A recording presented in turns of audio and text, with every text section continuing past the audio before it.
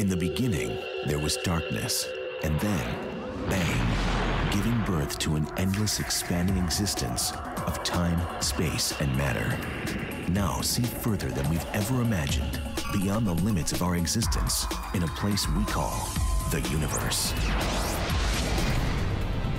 It is both mighty and meek.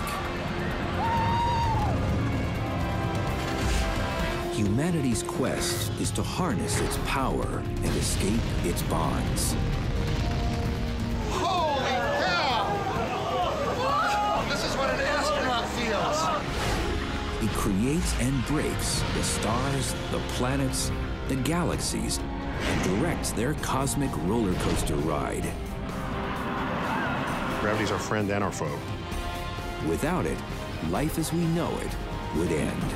The Earth would literally explode. It is the magnificent and mystifying force that rules the universe, gravity.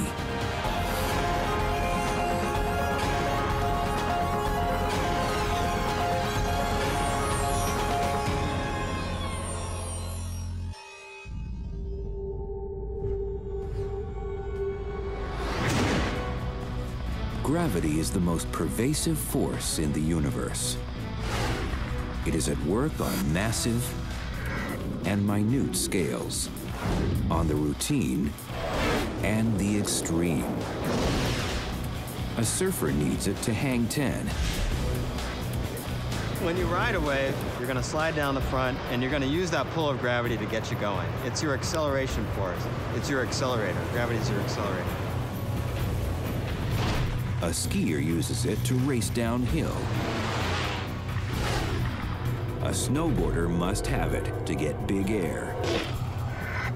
It acts on everything with mass, including us, 24/7, even when sleeping or standing. Gravity here on Earth, of course, is always accelerating us down toward the center of the Earth at 32 feet per second squared.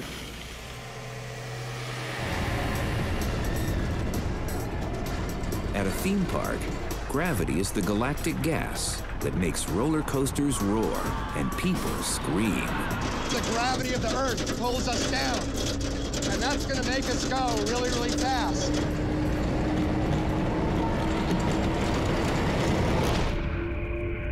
All objects with mass or energy, particles, people, planets, stars, and galaxies produce gravity. Omnipotent and omnipresent, gravity attracts, governs, warps, shapes, makes and takes all matter and mass in the universe.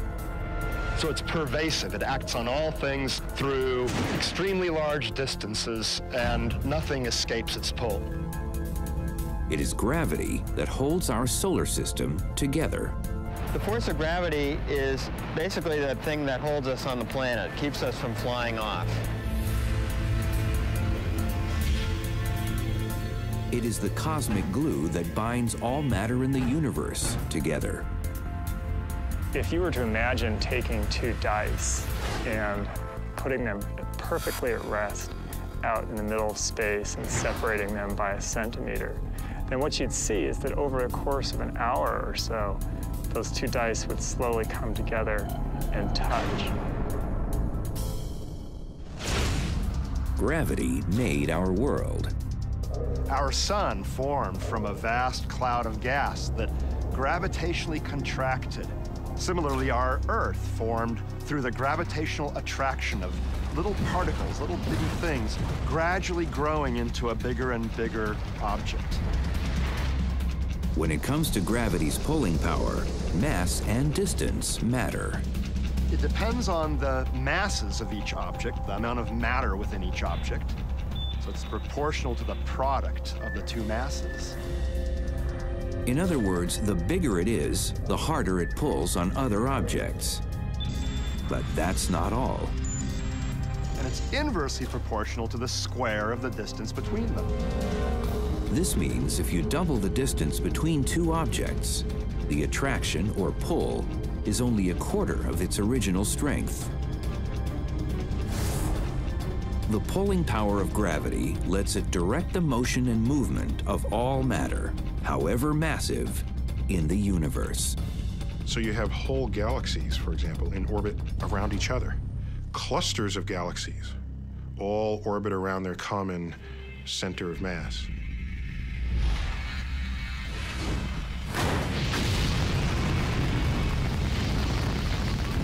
But it is the practical potential of harnessing this relentless force that has obsessed scientists for centuries.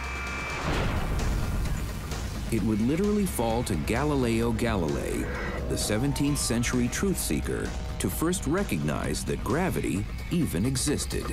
Galileo found that objects having a different weight fall at the same rate. So here's a very heavy steel ball and a light ping pong ball of the same size. And if I drop them at the same time, they hit the ground at exactly the same time as well, because they fall at the same rate. To illustrate Galileo's most profound gravitational discovery, that all objects, regardless of mass, fall at the same rate,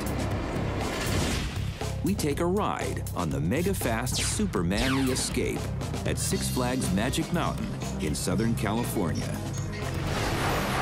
The theme park ride is the stage for a spectacular free-fall demonstration. It will show what happens when a car full of people and a tennis ball fall from 415 feet in the air. Okay, here we go. All right. Oh, bye.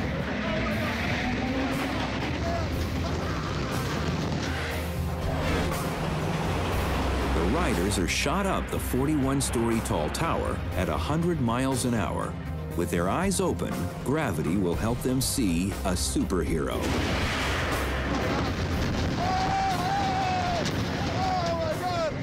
Okay, I'm gonna drop this ball now, and oh my God, it's floating around. It's floating. It's floating. It's floating.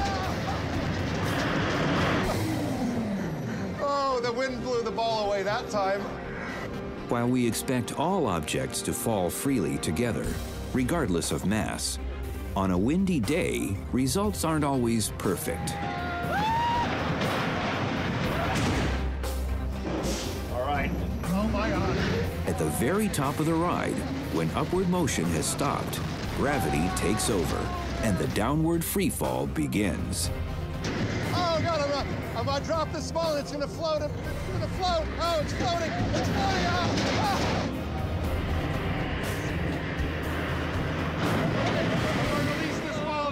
And then, for a few blissful seconds, theme park thrill seekers feel weightless, as if they are free of gravity, or in what scientists call zero G. Oh, that one floated well. That one floated well. Oh man. Oh.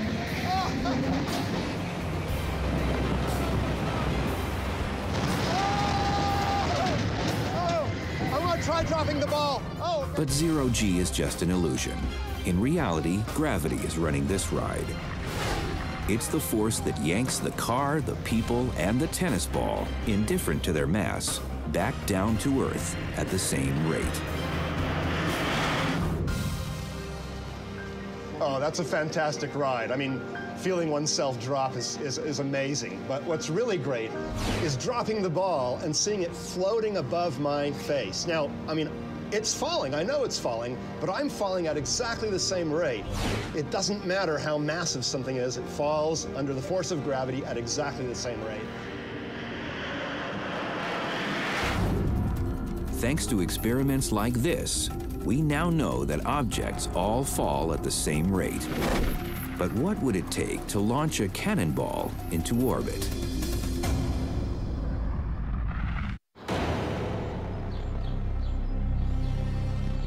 When the famous British physicist Sir Isaac Newton saw the apple fall, that some say hit him on the head, it changed the world.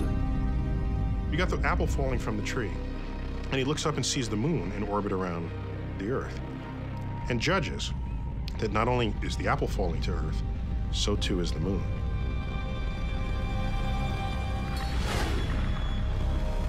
But could the moon really be falling?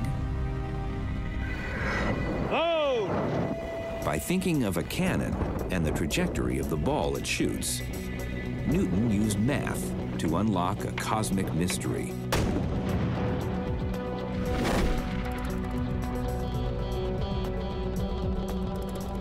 It came in his landmark publication, Principia Mathematica, in 1687. Isaac Newton has a famous drawing, and in it he draws a planet and a little mountain. And there's a little projectile first kicked off the mountain, and it falls down a little bit. You give it more speed, it goes a little farther out. Now say you could just increase the force all you wanted. It could go 50 miles, it could go 100 miles before it fell. By adding more gunpowder, and with just the right angle of fire, a cannonball can be made to go faster and farther. Inevitably, however, gravity wins, pulling the cannonball back down to Earth. The Earth is round and not flat, so Newton realized that if the cannonball is fired at sufficient speed, the cannonball would actually go into orbit. For that to happen, Newton determined, the ball would need to be shot out of the cannon at 17,500 miles an hour. It starts curving around the Earth, and he realized that there must be a speed where it goes completely around the Earth and hits you in the back of the head, never actually hitting Earth's surface. And if you duck, it'll just keep going, and lo and behold, you have an orbit. But why doesn't the moon fall to Earth? The moon also has some sideways motion. So for every little bit that it falls down, it also moves off in this direction, and the sum of all those motions is an orbit around the Earth. Newton also realized that the Earth is in a giant free fall around the sun. With gravity forging the path, our planet rounds the sun like an endless cosmic roller coaster ride. Newton cracked the gravity code, and physicists are still using his ideas to solve all sorts of problems. Some of them stranger than others, like what would happen if a person tried to travel through a tunnel from one side of the planet to the other? In this wild scheme, you'd have to drive a straight-line tunnel right through the Earth and use gravity alone to propel a traveler down this so-called gravity express. So suppose you've got one of these tunnels and you jump in. Initially, the Earth is pulling down. You're going toward the center of the Earth, and so you're accelerating toward it. But as you pass through the center of the Earth and start going out toward the opposite side, the gravity of the Earth is trying to pull you back, so it's decelerating you. So gravities actually have a braking effect. There's no fear of shooting out the hole on the other side of the Earth at some tremendous velocity and shooting yourself back into space. But in fact, you reach the surface of the Earth exactly, you will close to a perfect rest. In 42 minutes, you'll be there. Whichever two cities you connect with a straight-line tunnel, it takes gravity exactly 42 minutes to get you there. The journey from Los Angeles to Paris, 42 minutes. Suppose you wanted to go from Los Angeles to Tokyo, 42 minutes. It doesn't matter which path you take through the Earth, the journey is always 42 minutes long. It takes Newton's math to figure out why this works. If we connect Los Angeles to New York, taking a tunnel, obviously the tunnel would not go straight down, but it has to go down at an angle. The angle slows the speed of descent. But the distance is also less, and if you work out the equations, lo and behold, the two effects cancel, and you still get there in 42 minutes. It takes 42 minutes regardless of the path you take. That's really cool. Newton figured out what gravity does, but it took the brilliance of physicist Albert Einstein to work out why it was doing it. Einstein realized that gravity is really caused by huge objects like stars and planets literally bending space itself. Like a massive rubber sheet, space is curved when massive objects sit in it. In fact, Einstein proposed that the path planets take around their stars, their orbits, are all a direct result of this curvature of space. He said that what an orbit is really something traveling in a straight line. When something is free-falling towards another object, it really is just traveling in a straight line through space-time. However, the curvature of space-time bends its path into a closed orbit, but space itself curves it back in on itself. This revolutionary discovery came when Einstein, in the early 1910s, realized that orbits of stars and planets in the observable cosmos behave just as Newton's math predicted, except one, Mercury. Its orbit essentially wobbles. Einstein described gravity as a curvature in space and time. And the orbit of Mercury works perfectly when you take that into account. Mercury isn't moving in flat space, but curved space around the sun. Then the orbit's perfect. This curvature of space is at play in our own solar system. Earth is simply following what it thinks is a straight line path, the shortest distance between 2 points, in this intrinsically curved space. Einstein not only determined that mass warps space, it warps time too. So henceforth, Einstein proclaimed, physicists should not speak of space and time separately, but of space-time as one unified object. While it's uncomfortable to many the first time you hear it, if you stop and think about it, it's actually quite obvious. If I'm going to make an appointment with somebody, I don't say, I'll meet you at 3 o'clock. That's not enough information. There's got to be a question that follows that. What is that question? Where? If I say, meet you in room 203, when? Anytime you intersect with someone else's life, you do so at a time and at a place. Einstein's realization that space is curved and that time and space are in fact intertwined is now the very definition of gravity.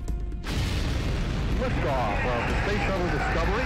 Unlocking the secrets of gravity has enabled humanity to escape our earthly shackles and open the universe for exploration.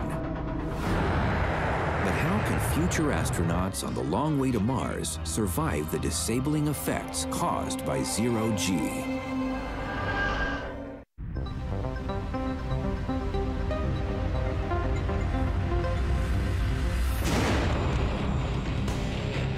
Gravity is our friend and our foe. It is the fearsome force that propels a skier and the snowboarder down the mountain and shoots them into the air. With enough momentum, an airborne snowboarder can feel, for fleeting moments, as if they are free of Earth's gravitational pull. You're actually weightless when you go off the jump. The period of weightlessness is determined by the duration of your trajectory is a function of your velocity. So that the snowboarder who gets really good big air may achieve a second, 2 seconds, even 3 seconds of weightlessness. But in the end, gravity wins. And the high-flying, free-falling boarder, just like the ball fired from the cannon, is eventually yanked back down to Earth. It's free fall for the snowboarder as he or she goes over the jump and creates this trajectory. It's just as much free fall as a cannonball going through the air. And the trajectory is determined only by the velocity and the force of gravity. Then, of course, what happens on the landing is another story. But what if a snowboarder aspired to reach even greater heights? What if he wanted to overcome gravity and launch himself right off the planet? You want to leave Earth entirely and forever? Earth has what we call the escape velocity, this magic speed where if you pass that speed, you will escape Earth forever, never to return. Escape velocity, the minimum speed any object needs to reach in order to escape from the Earth, is about 7 miles a second. That's 25,000 miles an hour. In theory, even a snowboarder with enough momentum and aimed in the right direction can take off just like a rocket. Escaping Earth's gravity may not be realistic for a snowboarder, but it has proven possible to launch people and projectiles into orbit. You can leave systems, you just need enough energy to do so. And we've garnered enough energy and technological know-how to do just that in our voyages to the moon. And our hope that that will continue on to Mars and beyond. To get to Mars and beyond, mankind will have to harness gravity's energy. Just like we always do when we're seeking thrills to the extreme. Gravity gives us two types of energy: potential and kinetic. Potential is just that. It's energy that's being stored, while kinetic is the result of all that pent-up potential energy. This fantastic phenomenon works on a roller coaster. As you're winched up on a hill, your potential energy is increasing. You literally have more energy at the top of the roller coaster than at the bottom. It's not just a weird abstract thing. You actually possess higher energy at the top. And that's turned into speed, into kinetic energy, as you go down that hill on the roller coaster. Pretty soon, I'll be converting my potential energy to kinetic energy! Woo! When a surfer hits that sweet spot on a wave, they're using energy's double act. NASA also uses this energy exchange principle to add some speed to their missions. As a spacecraft nears the orbit of a planet, it too gathers kinetic energy at the expense of potential energy. Then, as it rounds the planet on its cosmic coaster ride, the craft gets a slingshot effect that punches it onward with more kinetic energy. When the Voyager spacecraft visited Jupiter in 1979, 1980, it flew past Jupiter, and Jupiter tugged on it, giving it extra motion, sort of a slingshot effect. Not only changing its direction of motion so that it was aimed towards Saturn, but also speeding it up. Knowing how to use the power of gravity will enable humanity to travel further and faster across the universe. Having the physics formulated and the technology available is just one part of the preparation for extraterrestrial travel. Readying people for the rigors of space is the other. Far away from Earth's gravitational pull, in a spaceship on the long journey to Mars, for example, future astronauts will have to learn to live, work, and play in an environment free of Earth's sizable gravity. One where they effectively feel weightless and all objects move equally and freely.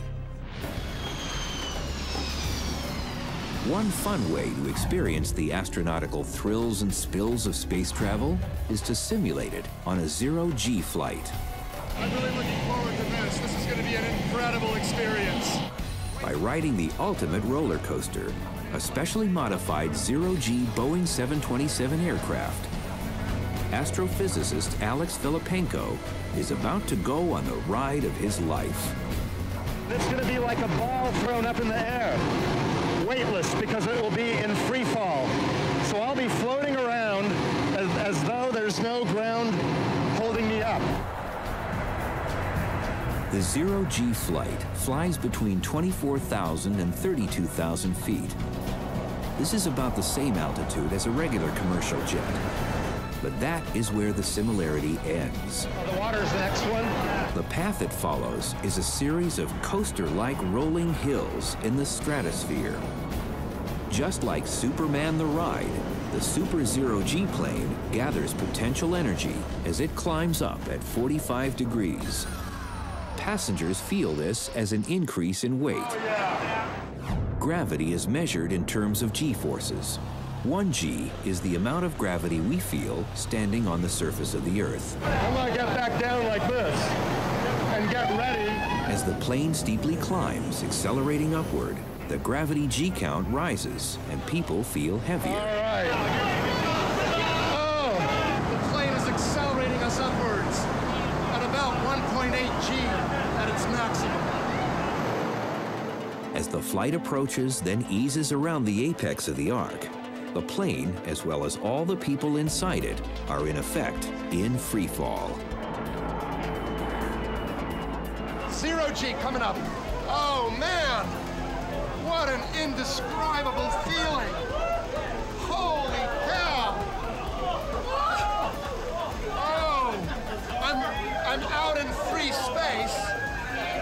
Falling, just floating. This is what an astronaut feels. The plane's trajectory induces weightlessness again and again by flying a series of these parabolic arcs.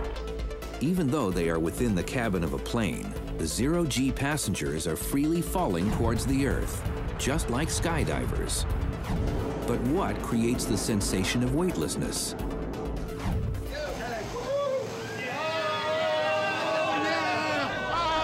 It goes back to Galileo, who showed that all objects fall at the same rate.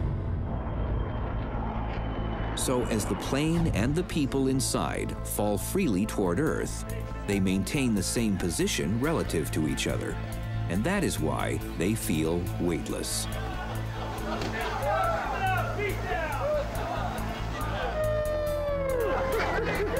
The feeling lasted 25 full seconds because for 25 seconds we were essentially in free fall. It was like Superman just flying through the air. Oh, I cannot believe how it feels. When the jet's engines re-engage and end the free fall, the passengers feel their weight return. As Einstein would say, weightlessness is but an illusion. Oh, this is so awesome! So awesome! The 0 G plane takes advantage of something Einstein worked out back in 1916 in his general theory of relativity, that acceleration is essentially the same as gravity.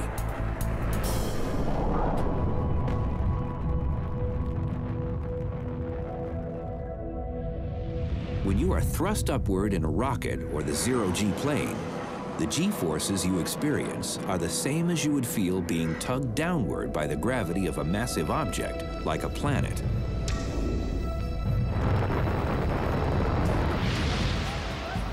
So gravity and acceleration create the same sensation. That's how the passengers on a 0 G flight can feel like an astronaut and can experience the joys of weightlessness.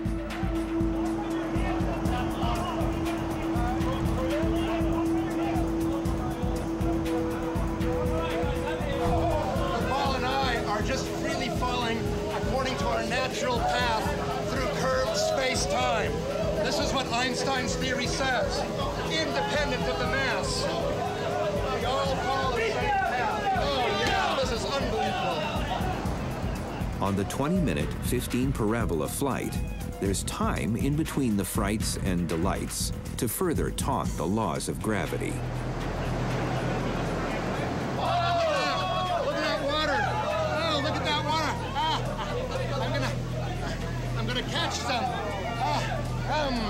Okay, here we go. Oh, man. As well as entertaining weekend warriors, the parabolic flights, also inauspiciously called the Vomit Comet, have a practical purpose. They prepare NASA astronauts for working and living in the 0 G environment of space. With these sensational parabolic flights, humans have learned how to simulate the absence of gravity. But is it also possible to create artificial gravity in the lab? These experiments will lead to a successful exploration of Mars. It is in our future.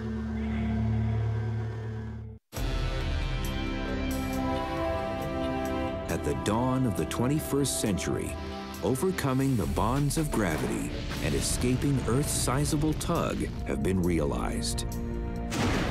The next step is to design and build the technology that will allow humans to travel, work, and live on exotic alien planets. And we've garnered enough engineering know-how to do just that in our voyages to the moon.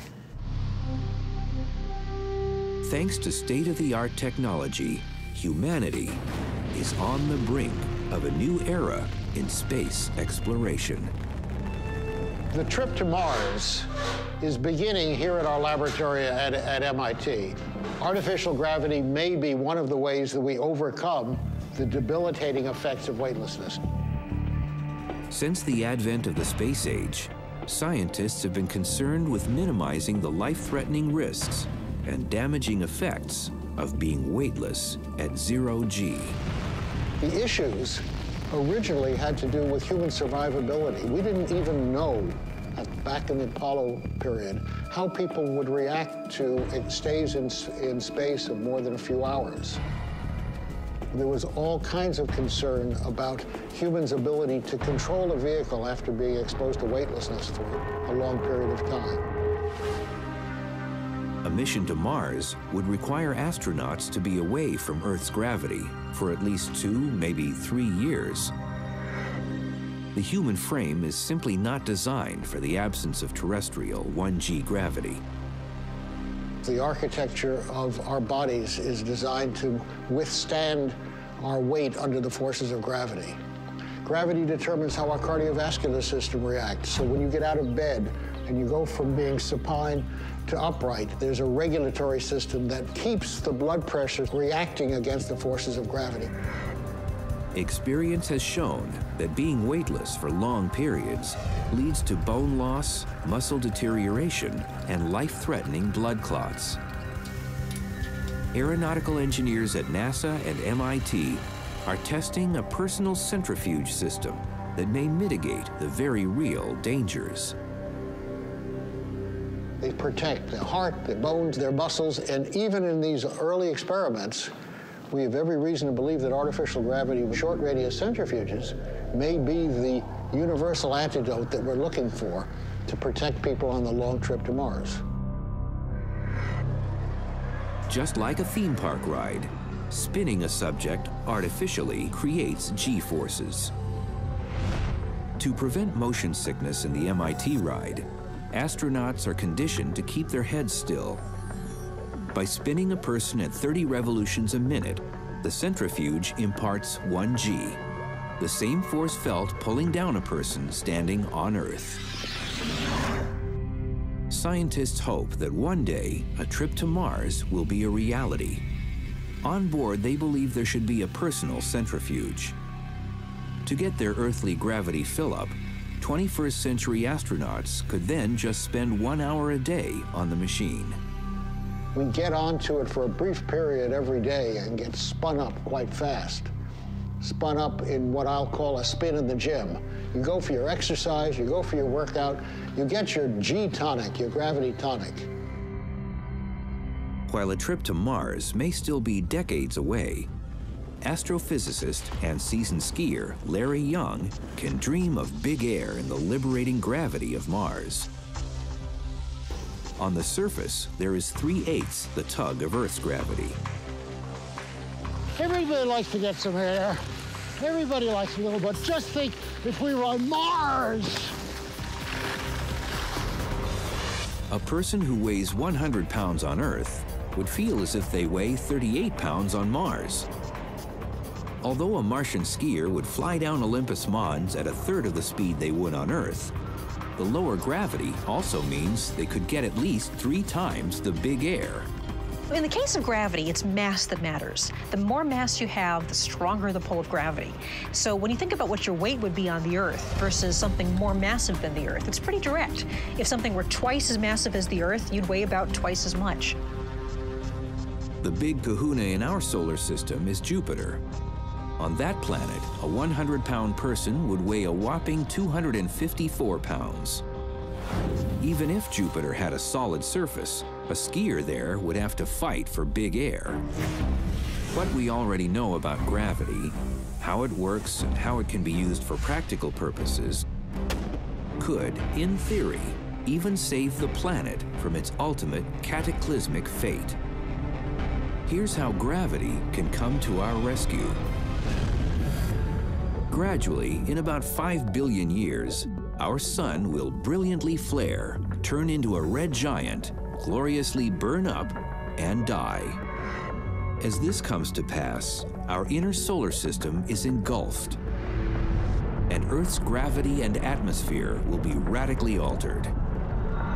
At that point, life on the blue planet will end.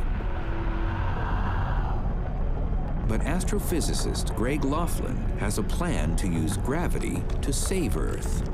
This environment that we have here now would look very similar to the environment that is holding sway on Venus right now, a crushing carbon dioxide atmosphere, temperatures hot enough to melt lead.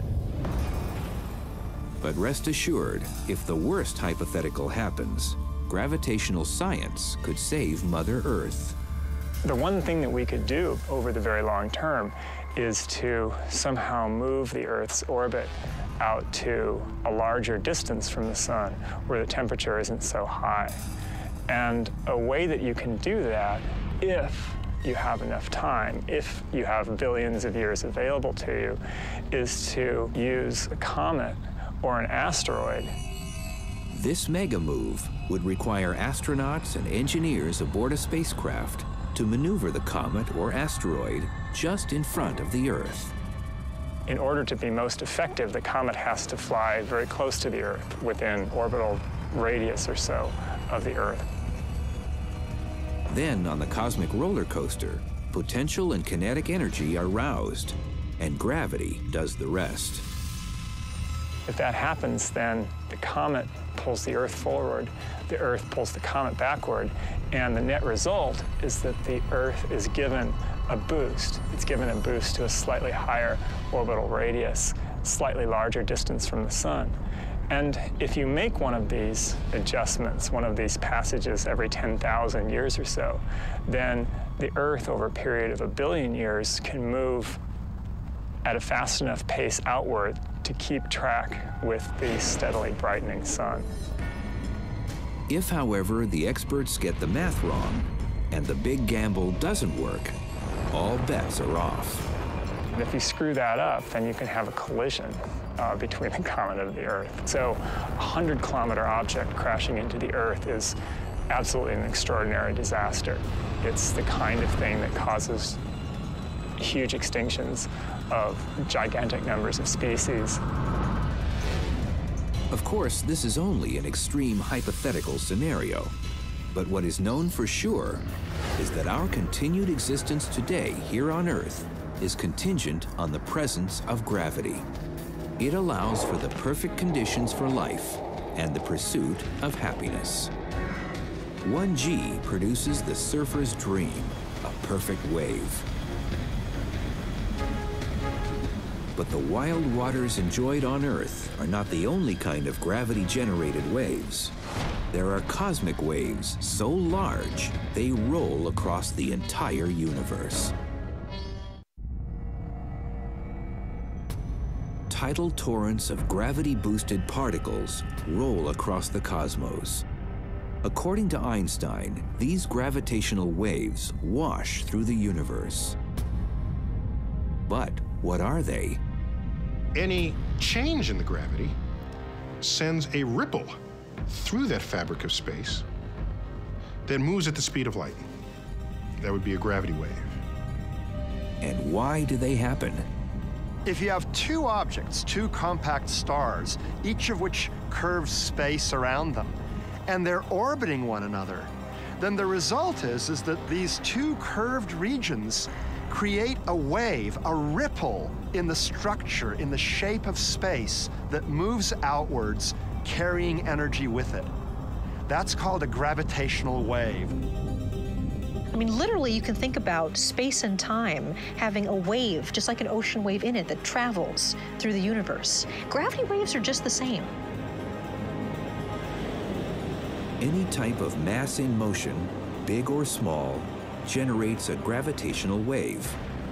And like the Earth's ocean tides, gravitational waves roll ceaselessly across the cosmos. In theory, a surfer launched into space could experience an out-of-this-world wipeout and warp. If a gravitational wave was created in space or somewhere and went through you, what would happen is you'd get fat and then you'd get skinny, meaning that space was distorted. Space in one direction made you fatter, in the other direction it squashed you, and it goes back and forth. But for Earth-bound scientists to detect any faint G-wave signals, the disturbance needs to be propagated by a massive cosmic object. Black holes and spinning neutron stars can do it. Another thing that can make a gravity wave is an explosion. Say a supernova, a star explodes and it goes whack. And that actually pushes a gravity wave forward. The tool to catch the light-like signal from a wave is the LIGO, the Laser Interferometer Gravitational Wave Observatory. There are two identical ground-based LIGO labs. One is in Hanford, Washington, and the other is more than 2,000 miles away near Baton Rouge, Louisiana. If a wave comes by, each lab's results will be vital to confirm the event. Here's how it works.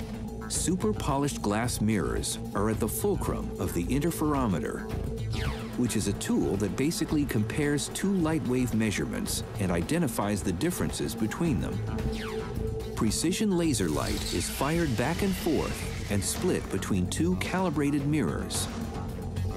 In normal circumstances, as the light bounces up and down the 2.5-mile-long L-shaped vacuum tubes, the two laser beams are basically in sync. This means the beams effectively cancel each other out, and no light escapes the tunnel. But when a gravity wave rolls through, space is ever so slightly stretched or squashed.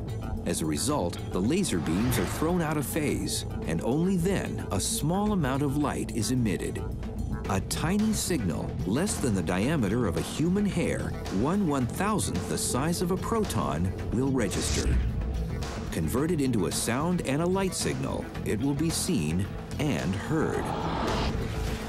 The scientists' greatest hope is to catch the most massive event that ever occurred in the universe, the Big Bang. Gravity waves may be our best chance to look very, very close to the beginning of the universe.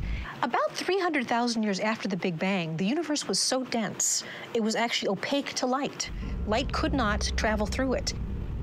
So if light can't travel through the universe, what can? A gravity wave. The problem is, a minuscule signal from a gravity wave has yet to be caught. It's clearly hard. In fact, when Einstein predicted them, he thought it was a nice idea, but no one would ever be able to detect them. It's only the advances of technology that give us a chance. LIGO scientists, like astrosurfers, live for the day when they can hang 10 and ride their very own perfect wave of gravity. We've seen what we think are the effects of gravity waves, the loss of energy from a system by way of gravity waves, but we never directly detected one. That's one of the last frontiers. If the LIGO scientists' quest is successful and they catch a wave, it could change science. So I think the long term is first to understand gravity, and then even more interestingly, to understand the universe. The force of gravity has domain over our universe. It created and can destroy the cosmos, the stars, the planets, and the people. It controls our lives, our play, and our endeavors. And therein is this cosmic ballet. Our collective future depends on the grace and greatness of the mighty ruler of the cosmos, gravity.